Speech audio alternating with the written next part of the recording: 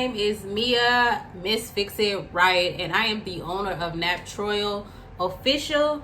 I am a loctician. I am a seasoned and polished loctician, and I want to welcome you guys to my channel because you guys came here because you were interested in learning more about locks, how to get your locks started, what to look for, and so forth. So you're on YouTube University, literally trying to figure out what are the right steps to go when starting your lock journey. So first of all, if you haven't, please go subscribe to my channel. Also follow me on social media. You'll follow Naptroyal Official, Naptroyal Loc Care, and Meya Wright CEO. Those are the three pages. They're my pages. And Miss Fix It Right. Miss period Fix It Right. WRIGHT. So let's get into it. So a lot of my clients always ask, yo, what do I need to do to ensure that I am on the proper lock path, right? So if you are just starting out, the first thing you will want to do is evaluate, let me rewind. What is the reason for you starting? That's the first question that you want to ask, because what is your reason why? Because a lot of people's reasons aren't strong enough to hold them through the actual journey. And so in the midway point where it's starting to get rough, they tend to back out, comb them out, and just be like, you know what, I can't do it. So you have to have your reason why you want to start your lock journey. The second thing is evaluate your lifestyle. Okay, so I'm talking about, where do you work? Do you sweat? Are you in corporate? Do you wear hard hats? Do you what are the things that's gonna manipulate or affect your actual job and your position? If you're an entrepreneur, cool, you work for yourself, you don't gotta worry about anybody higher up, but I'm pretty sure you want to keep an image. Corporate, I do have my corporate people. They try to come in and they try to get their hair done every week. No, it's a process. I tell them that they have to at least come once. Since I specialize in palm rolling, they have to come once a month. So it's 3 weeks. So what are you doing in between time to figure out, you know what I'm saying? Like, how can you keep your professional image wherever you work, right? So it's like you have to think about that, because you are in a transitional process, and with the transitional process, you're not always going to look your best. Your hair is not always going to be A1. So you have alternatives. Either you stick through it if you're in a corporate setting, like for females, if you want to stick through it, you might want to put a wig on. Like, it depends on how you want to go about doing it, but your image is for your profession. For my hard hats, you have to keep your hair covered up, or whatever the case may be. You sweat crazy, you're an athlete, or you go out and work out every single day. You have to figure out what technique is going to work for you, and that's something else I'm gonna get into. The other thing you want to look into is what look are you actually going for, because there's a lot of people who research, they have kinky textures, they're like, oh, I want locks because they seen somebody with straighter texture hair. Well, obviously you can't relate because your hair textures are completely different.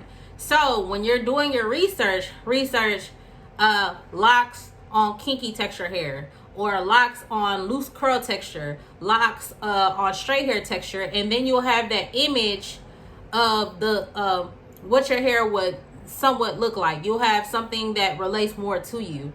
The other thing is, how do you want your foundation to be? Because your foundation is extremely important. Whether you want boxes, rectangles, triangles, U parts, you want them big, do you want them small? Does your stylist understand the ratio of how much hair they'll need to give you the look that you want? And that's what we're gonna get into as far as like researching your locticians and stuff like that. But you want to do your own personal research, because you have the idea of the look that you're actually going for, and that person is able to execute the look that you're actually going for. The other thing is like I was saying, is understanding your hair type, right? That's also going to go into the technique, which we're going to go, I'm working my way into. So if you know that your hair does not hold a braid, palm rolling process is not for you. Okay, I'm gonna just say this one more time. If your hair cannot hold a braid, palm rolling is not for you. It is not, because your hair is not going to stay twisted. So you have the other method is going to be crochet or interlock. Them's gonna be your friends, because if you want your hair to stay, that's the only two options. Palm rolling is not for you. It X's it out. Don't press go. No, it's not for you. Kinkier textures. For me, I prefer palm rolling because your hair is already kinky. If you palm roll it, it's gonna stay, it's gonna do its thing, and you're gonna be good. You shouldn't look into interlocking unless, like I said, unless it's an appearance thing and you want your hair to stay, but it's more so on the educational and also understanding what products actually work for your hair. The other thing is straight hair texture. Obviously, if you're straight hair texture, palm rolling isn't for you, because it's more so palm rolling is more rolling, and it is for us to twist along, like twist with the curl pattern. If your hair is straight, palm rolling is not for you. You either have to crochet or interlock, right? When I was talking about evaluating your lifestyle, this also goes into your techniques as well. You have crochet, you have interlocking, and you have palm rolling. When you research the textures of your hair online, it will tell you this is crochet, this is palm roll, and this is interlocking. I'm not going to get into the techniques on this video. I'm going to make another video for you guys, and I'm going to break down what is what, and so you can actually identify each technique, and you'll be able to see what technique actually works for you as well. Next thing, biggest thing that a lot of people miss: researching your loctician. A braider, majority braiders do not know how to lock hair. A majority braiders do not, or braid shops do not know how to interlock properly. So when you're researching interlocking, you want to make sure that that is their specialty. Like that's what they specialize in, right? You don't want to go to a braider and be like, I want my hair interlocked, and then she skips a rotation and you have these loops and bumps and all this other stuff in your locks. You don't want that, right? So you want to research someone who has your texture of hair, who specializes in the technique that you need, and you go from there. I know that it is extremely hard to find someone that specializes in your texture, depending on the area that you're in. Because the number one thing is you want to have a relationship with your loctician. You're going to be upset if that person doesn't satisfy you the first go round. This is a relationship. A lot of places, people should offer consultations, because this is a time where you're interviewing your stylist and that stylist is interviewing you and seeing if you guys are a good fit. Now, if you're not doing your research, it's like you're wasting your time, honestly. So I would say spend your time researching in your area, and sometimes you might actually have to travel, or you can learn how to do it yourself. YouTube University is a big resource. So I personally don't specialize in interlocking or crocheting.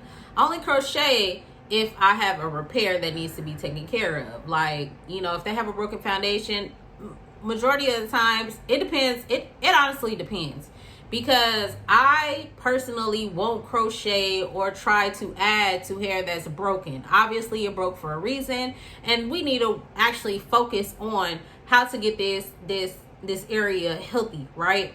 So when you're researching, it's a lot of questions that you will need to ask your loctician to see if they're a right fit for you. It's nothing wrong with that. See what, like, if they have an Instagram or if they have a website or anything like that, research their work. Also inquire, what products do you use? Because not all products are for locks. And a lot of people think that, okay, if I'm starting, not a lot, but I feel as though we're transitioning over.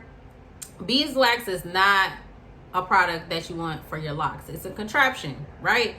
You don't want product buildup in your locks. And make sure it weighs your hair down, for one. For two, it causes breakage. And then for three, your hair can stink if it's not getting washed out properly. You don't want products built up in your hair. The other thing is that products shouldn't make up your lock. Like, it should not force your hair to lock. Your hair is naturally supposed to lock itself, right? So it's very, very big that you interview your loctician, do your research, because not a lot of locticians really actually, they can claim themselves to be locticians, but they don't know everything, okay? So it's very important that you do so. And if you want your foundation to be done right, research and ask questions. You might have to outsource, you might have to go out of town, but it's very, very important that your foundation is exactly how it needs to be, and then that you are getting your hair done exactly how it's supposed to be on your journey. So I always tell people, stick with one technique so your locks can stay consistent, okay? Another thing is product knowledge, right?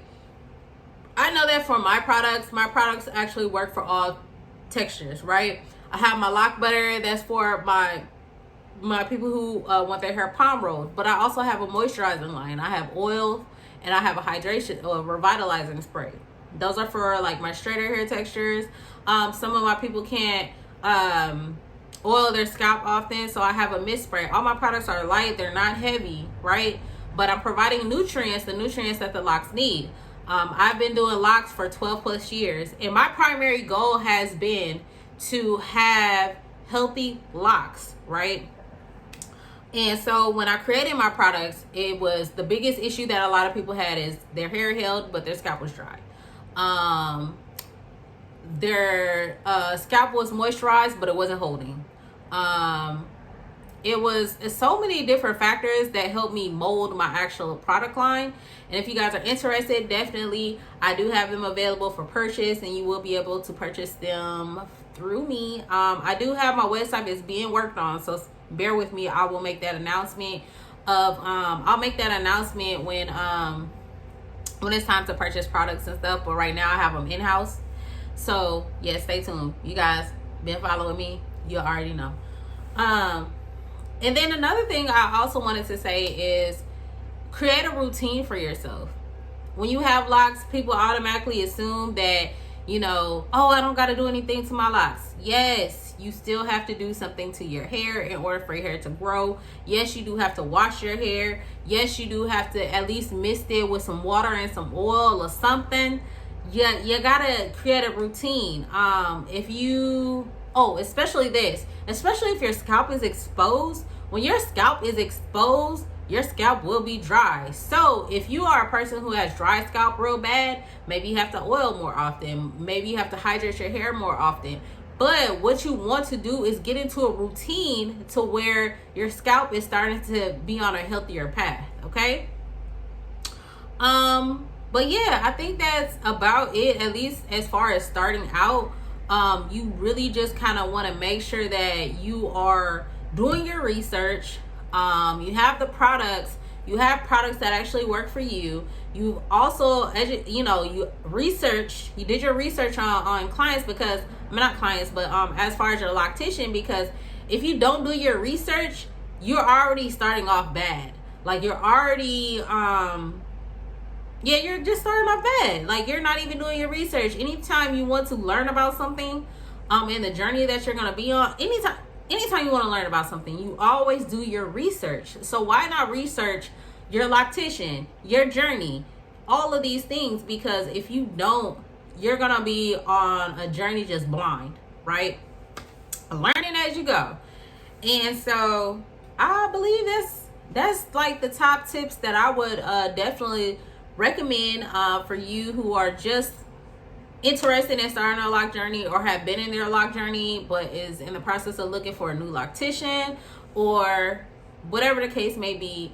Start off with evaluating your situation, where you're at, your lifestyle, and so forth, and then that will help you mold yourself and it'll help you guide yourself into your lock journey. All right, so My name is Meya Miss Fix It Right. I'm a loctician out here in Houston, Texas. I am the owner of Naptroyal Official, and I am glad that you guys took out the time to check out my video today. And I hope that I see you guys in the next video. And definitely stay tuned because I will be dropping all the tea, y'all. All the tea. So, until next time, y'all be blessed. Peace.